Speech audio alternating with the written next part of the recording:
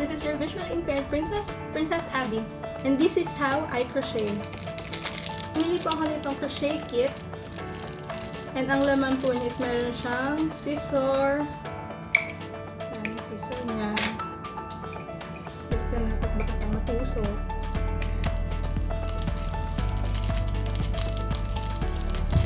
Yung tatlong size po ng needle.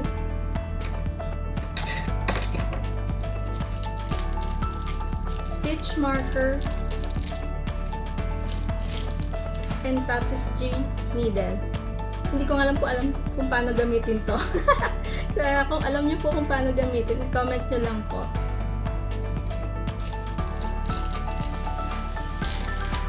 So ayan, magka-crochet na tayo. So yung gagamitin ko po ay yung ikalawa sa pinakang malaki. Saan na siya? Yung yarn natin. So ipupulupot po natin siya dito sa ating pinky. May pulupot natin sa ating hintuturo. And kailangan lang po siya mahaba. Then hawakan po natin siya ng ating thumb at middle finger. Then sa yung needle po natin is dapat nakaharap siya sa atin yung hook. And then yung hook po tayo. So, para malaman ko kung malapit na po yung thread dun sa kamay ko, pinalapit ko siyang ganyan para maramdaman ko. And then yung nahawakan ko na siya. Then huhook tayo ulit ng isa.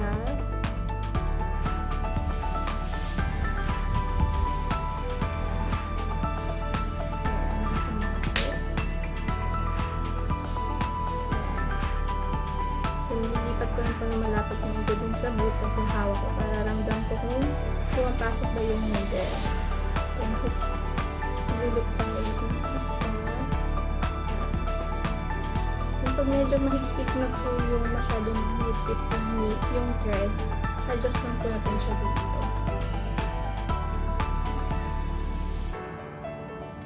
Huwag mo masyadong loose. Bibilang lang tayo ng 4. So, meron tayong 2, 3, 4.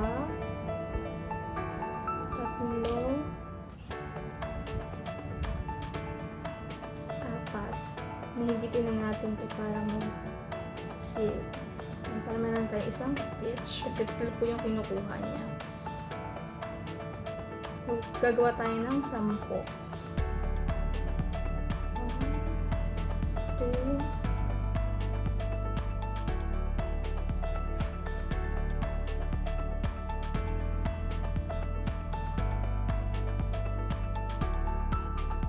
and then kung gagawa po tayong bilog, shoot natin siya sa ating pinakang unang ginawang loop.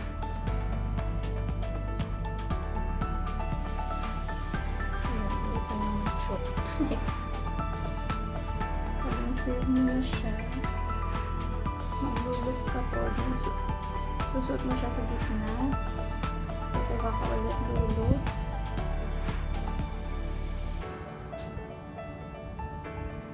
Then, maglulog ka. Ipapasok mo lang siya hanggang dun sa ayun, na-loose. Papasok mo lang siya.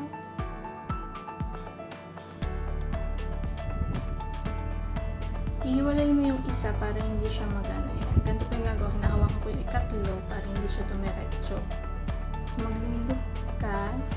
Nilayin mo po siya hanggang dun sa ikalawa. So, yun. Kaya po hawak ko yun sa may bandang dulo para ramdam ko kung pumasok na siya hanggang dun sa ikalawa. Then, tsaka po siya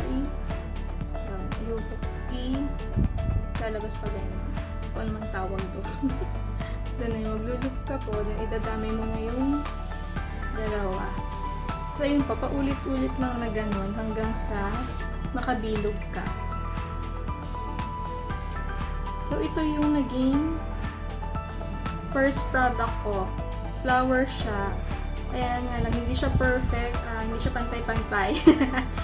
Kasi yun lang yung nagkasya dun sa nabili kong thread na yun. orange, pero ayan. Flower ponytail.